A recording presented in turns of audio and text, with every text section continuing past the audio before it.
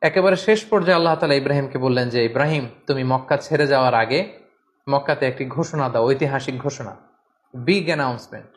সেটা কিসের ঘোষণা? সেটা হচ্ছে হজের ঘোষণা।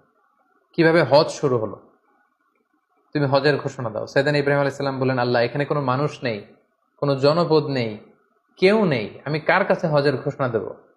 আল্লাহ তাআলা বললেন, তুমি শুধু ঘোষণাটা দাও, গোটা বিশ্বের মানুষের কানে এই ঘোষণা পৌঁছে দেওয়ার দায়িত্ব আমি আল্লাহ নিজে নিয়ে নিলাম।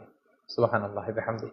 আল্লাহ তাআলা বলছেন, ওয়াআযযিন ফিন-নাসি বিল-হজ্জ ইয়াতুকা রিজালা ওয়া আলা কুল্লি দামিরি ইয়াতিনা মিন কুল্লি ফাজ্জিন আমিক। ইব্রাহিম, তুমি ঘোষণা দাও, তোমার এই ঘোষণার বদৌলতে দেখবে আগামী বছর থেকে গোটা বিশ্ব থেকে মানুষ আসতে শুরু করবে। এবং সাইয়েদনা ইব্রাহিম আলাইহিস সালাম সাফা পাহাড়ের উপরে উঠলেন, কোনো বর্ণনায় জাবালে আবু কুবাইসের উপরে উঠলেন, উঠে ঘোষণা দিলেন, আইয়ুহান নাস ইন্না রাব্বাকুম ক্বাদ ইত্তাখাযা বাইতান ফাহাজ্জু। হে গোটা বিশ্বের মানুষ, আল্লাহ তাআলা একটি পবিত্র ঘর নির্মাণ করেছেন আমার মাধ্যমে, তোমরা এই ঘরে হজ পালনের জন্য আসো। তাফসিরে এসেছে যে এই ঘোষণাটা আল্লাহ তাআলা গোটা বিশ্বের সবার কানে তখন পৌঁছে দিয়েছেন। এমনকি আমরা তখন ছিলাম না এই পৃথিবীতে, আমরা রুহের জগতে ছিলাম, আমাদের কাছে আল্লাহ তাআলা এই আহ্বানটি পৌঁছিয়েছিলেন।